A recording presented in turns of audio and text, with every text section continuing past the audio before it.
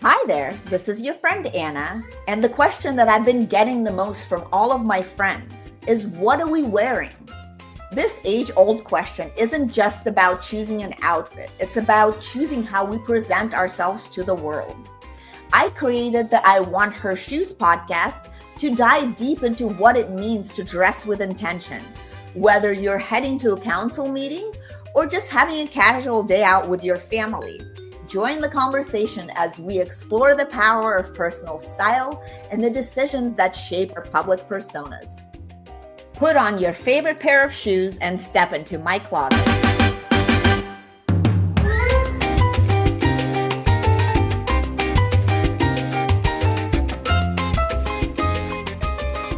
Welcome back to I Want Her Shoes podcast, where we explore ambition, identity, reinvention, and the women building success on their own terms. I'm your host, Anna Annison, and today's conversation is for every woman who has ever achieved something significant and still found herself asking, is this sustainable? I feel like we all ask ourselves that because high performance is often celebrated, right?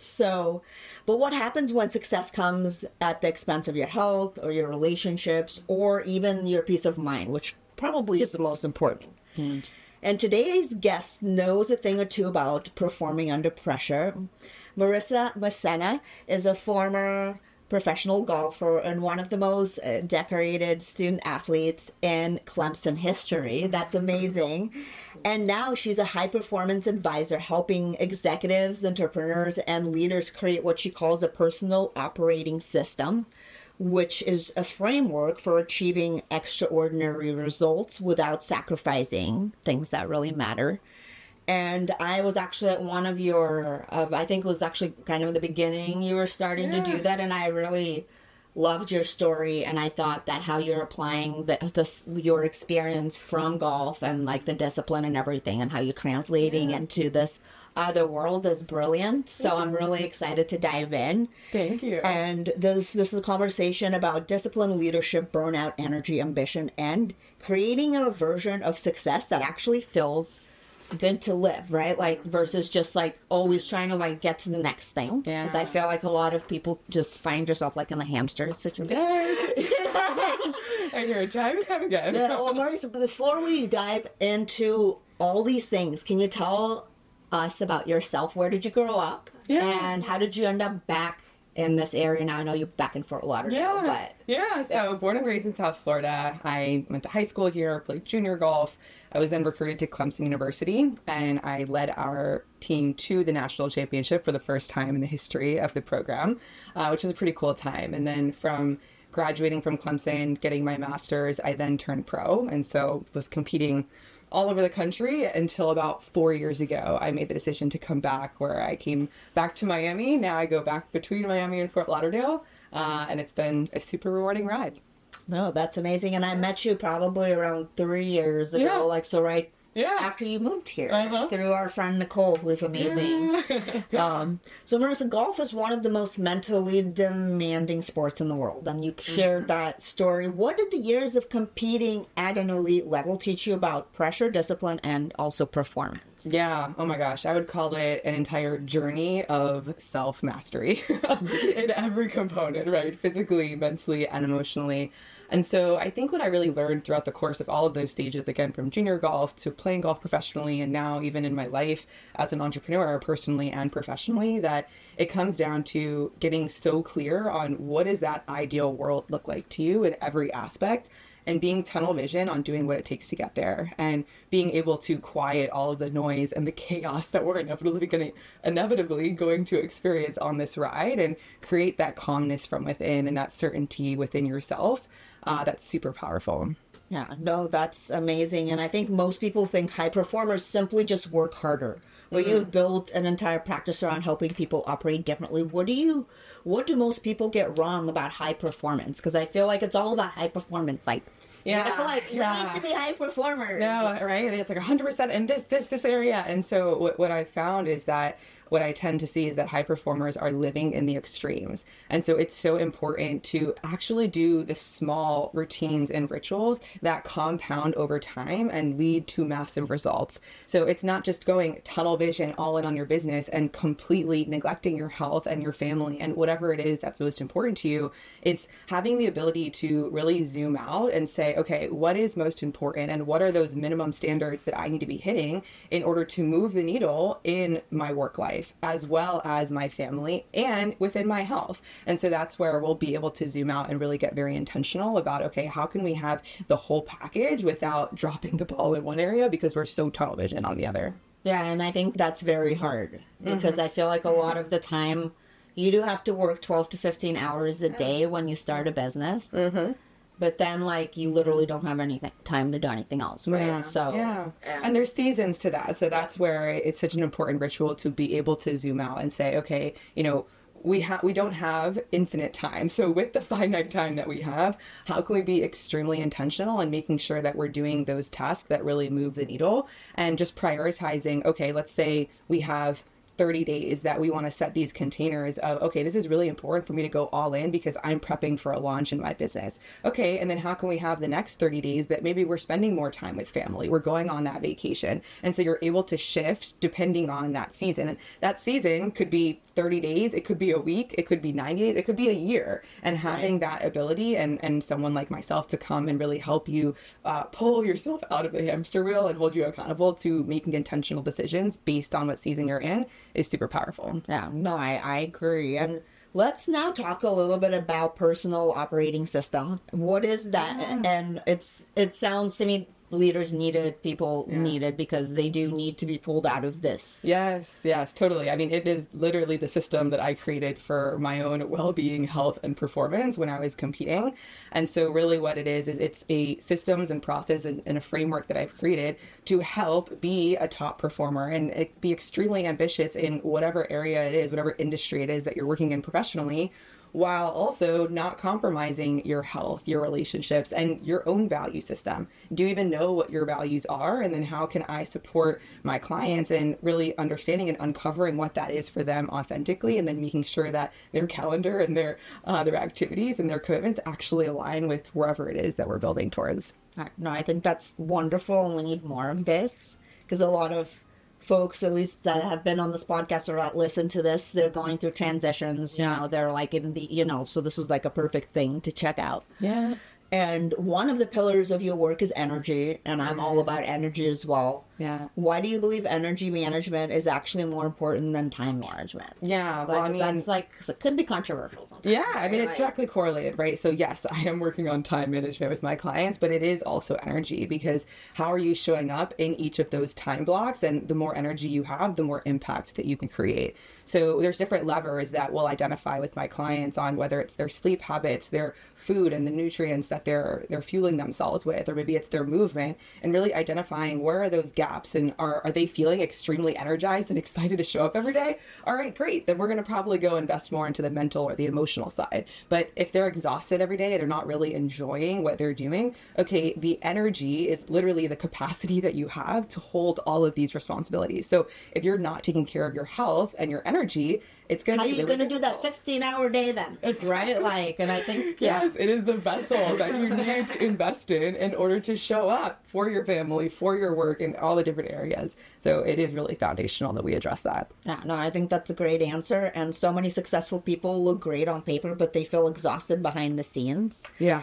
Why do you think burnout has become so common among high achievers? And I hear it all the time, but people don't I feel like not when people are going through it, like, they don't share that because I feel like it's embarrassing. Yeah. Right? Or like it's a fail almost, like I'm weak. So like, how do we deal with this and why are we seeing more of it? Is it because people are hiding this or? Yeah, I think a big root of the issue is that we're living lives that are not in alignment with what our true strengths and gifts and interests are. So if you're highly invested in something that you want to invest all of your time and effort in, it actually should be giving energy back to you. But when you're stuck in some type of role or responsibility that really doesn't align with what you truly want to be doing in the world, then yes, that's going to lead to the internal dissonance. People that have been doing this for 30 years and they're like, wait, like, I don't want to do it. Yeah.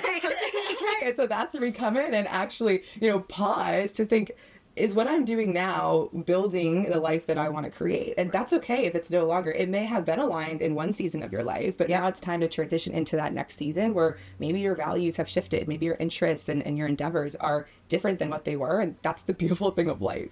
Yeah, no, I love that answer as well. And you work with executives, founders, and leaders in transition, just like we talked about everybody right now. I feel like is going through some kind of transition. It's a year of it. What are some of the patterns that you're seeing over and over again? Maybe like the top 3. Yeah, I mean, I would say definitely neglecting their health. That's something that far too often, unfortunately, we wait until there's an emergency to actually invest in those habits that are so foundational for our health and well-being.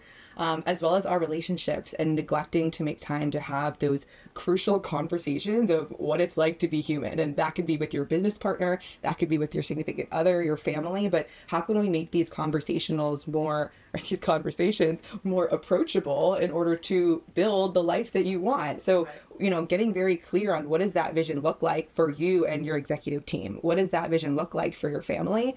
Making sure that we're all opting into that vision, and then we're having conversations regularly, checking in on one another to make sure that we're holding each other accountable to living and behaving in alignment with what we're trying to create together. Right. It's so important, and it's something that's so easily to be dismissed, but it really is rituals that you can identify. Is that something we do weekly? Is that something we do monthly? It's going to be different, but it's invaluable in setting yourself up for success in the long term. So balance, is it possible to have? Because I mean, okay, I hear both. Like some people say no. They just say like, you explained it earlier, like you just have to do this for 30 days and that's like, there's no balance. Yeah. So I am definitely not a proponent of balance per se.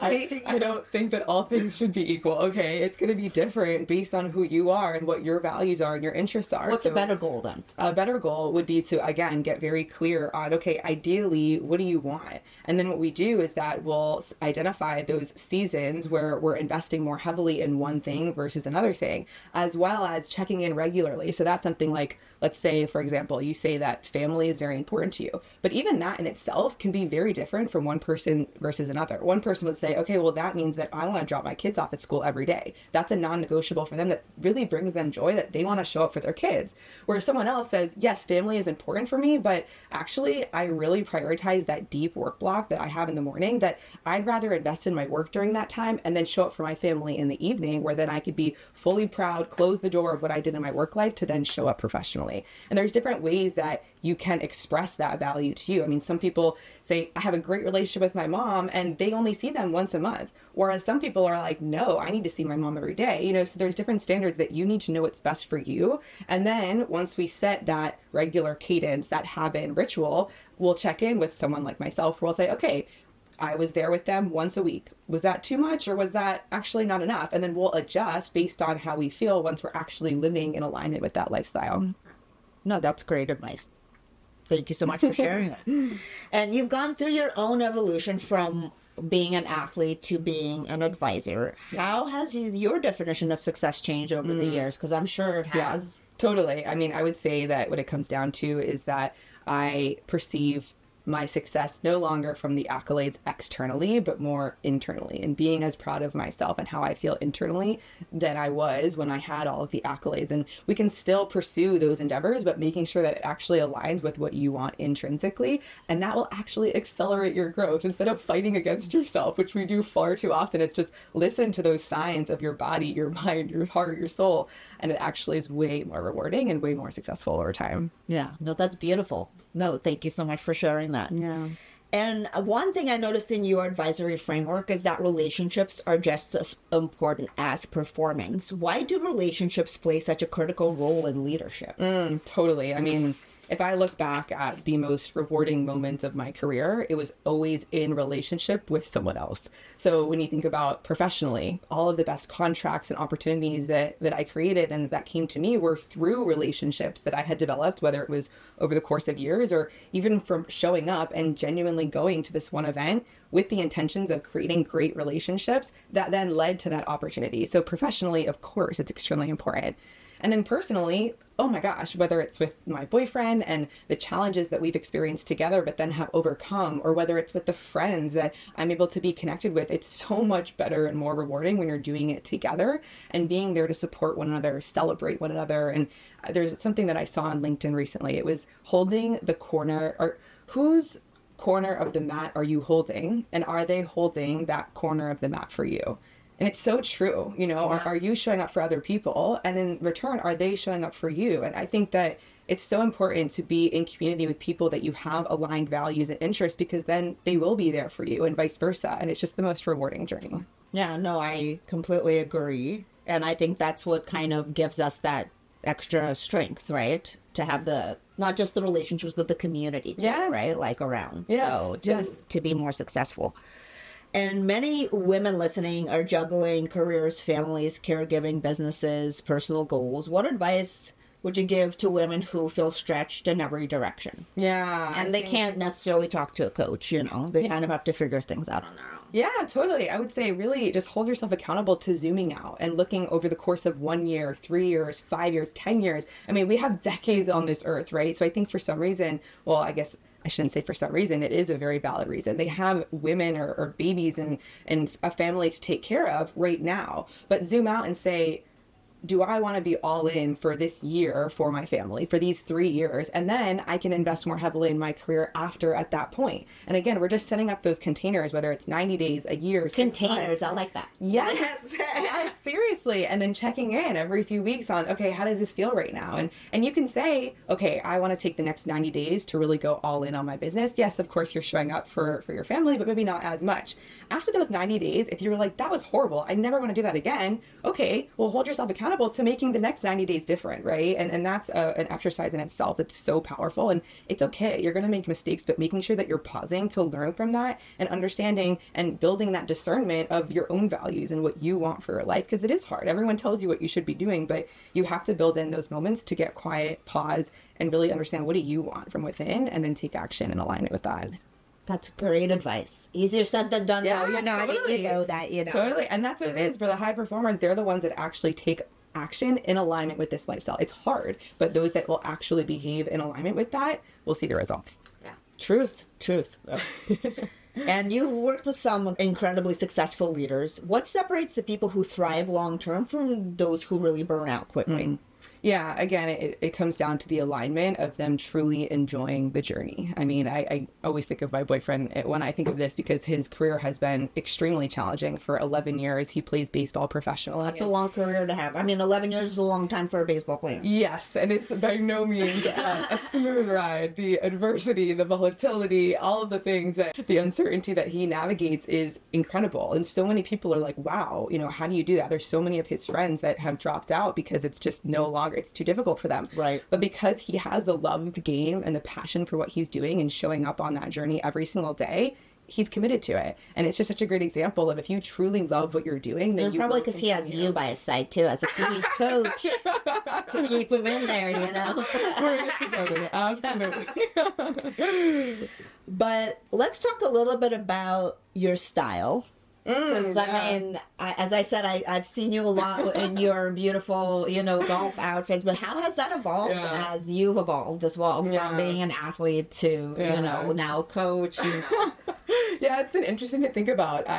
You still play golf too, you know, so. Yeah, totally. I mean, I think this question, it brings me back to 7th grade. And I remember being on the high school golf team as a 7th grader. And they gave us the uniform of a white collared shirt and khaki shorts, which were the same outfits that the boys were wearing. Oh my God, that's scary. Oh my God, you're like... And I remember looking at this and saying, okay, this is not it. This has got to change.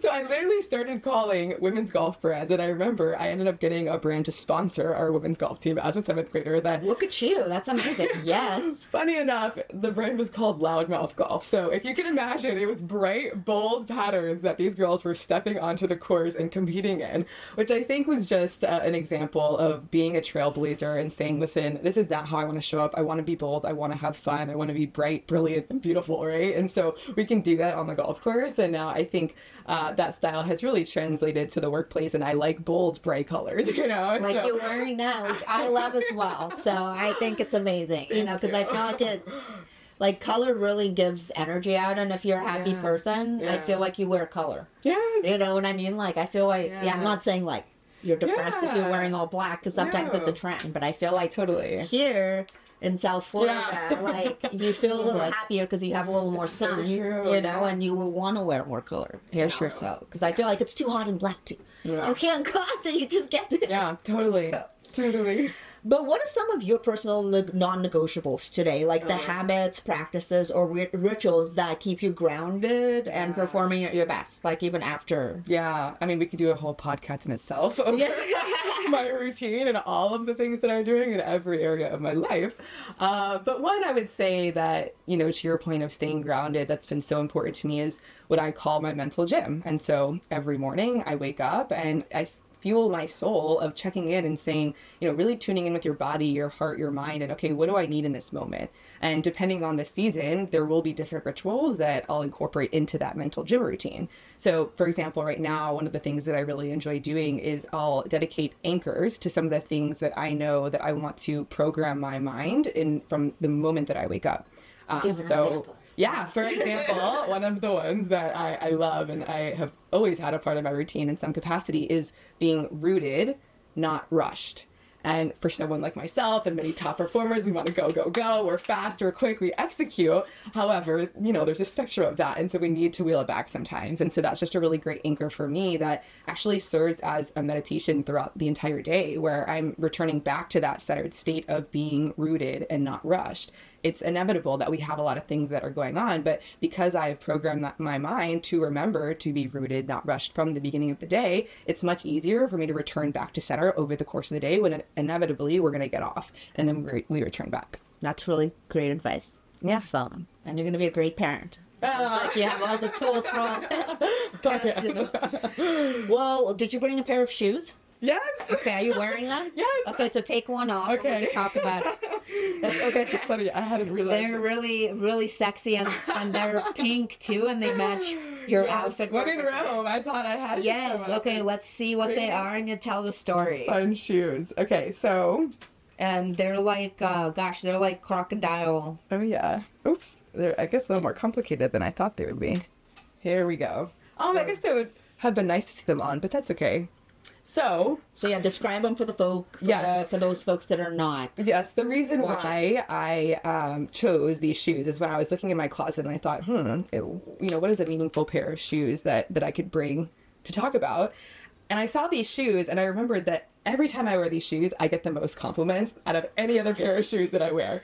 And it reminds me. They're just stylish. Totally. I mean, they're fine, right? I remember I was looking in Wisconsin at some boutique and I grabbed them. But the story behind it really that reminded me of is when I think I was like 6 years old. And I remember being in an elevator with my mom and I saw this woman who was wearing this beautiful dress. And so I whispered to my mom, wow, her dress is so beautiful. And my mom was like, okay, so tell her. And I remember from that moment, it stuck with me that if you see beauty in another woman, you tell her, you compliment her, you appreciate and celebrate the beautiful things about her, both externally and internally. And it's something that has been so impactful in my life and how I've always appreciated being able to celebrate other women, give them compliments, show them gratitude. And it's so impactful that that's what the shoes reminded me of. I love it. And it's like a pointy toe open, like it's a really cool, like snake, hot pink. Yeah, it's very fun. And I love that story. And I agree because I feel like that's not, I mean, I think it's more common now than it was when I was growing up, like women were more competitive, totally. So, and I think that's really beautiful that now we have a different mindset because I've always been about elevating other women, especially if you already had your shine, it's nice to give other people a chance to succeed, and put them forward. Totally. No, I think that giving compliments, showing gratitude, I mean, and even if it's not can change somebody's like life. Totally. Like you don't even realize they might be like going through something really, you never know. And that one little thing that you said just changes everything. Yes. So. Energy is go give a compliment to somebody. Yes, this is your call to action. Yes. All right, well, let's do this or that. Okay. Early morning workout or evening walk? Oh, early morning workout. Yes, same. Okay, golf course or beach day? I gotta say for the movement, to be honest, I don't want to be stagnant on the beach, so I'll go with the golf course. Coffee meeting or walking meeting? Walking. Yes. Planner or intuition? Ooh, so I plan in order to create the freedom and creativity to lean into my intuition. So I think it's both. I like that. I like that. Sneakers or heels or both? Sneakers during the day, heels at night. Love it. Discipline or motivation? Discipline. Luxury hotel or wellness retreat? Wellness retreat. Yeah. Big goals or daily habits? Daily habits. Winning or learning? Learning. Power suit or golf dress? Power suit. Yeah. Achievement or alignment? Alignment. Work harder or work smarter? Working smarter. Smarter, yeah.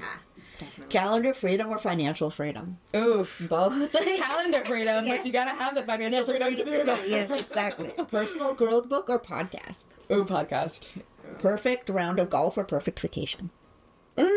Perfect vacation. Yeah. Love that. Marisa, thank you so much for this conversation. And I think so many women have spent years chasing achievement, checking boxes, and proving what's possible.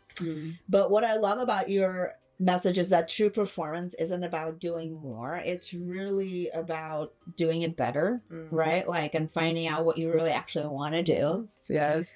And it's really about creating systems that support your energy, which is really important, and your relationships, health, and your goals. And to everyone listening, success should not require sacrificing yourself. You don't have to choose between ambition and well-being. You don't have to earn exhaustion to prove you're working hard enough anymore. And maybe the next level of leadership isn't about pushing harder. Maybe it's about learning how to thrive, right? Yes. Thank you so much. This is such a great conversation. I appreciate it. Yeah. And if you want to connect with Marisa, you are on LinkedIn. We'll share all the links. Yes. And LinkedIn would be awesome. That's where I'm most active. So follow along. I'm always sharing content that will be helpful in some way, and reach out to me directly. I'm always happy to have a conversation and support in any way that I can. Awesome. Thank you so much. This is amazing. Thank you.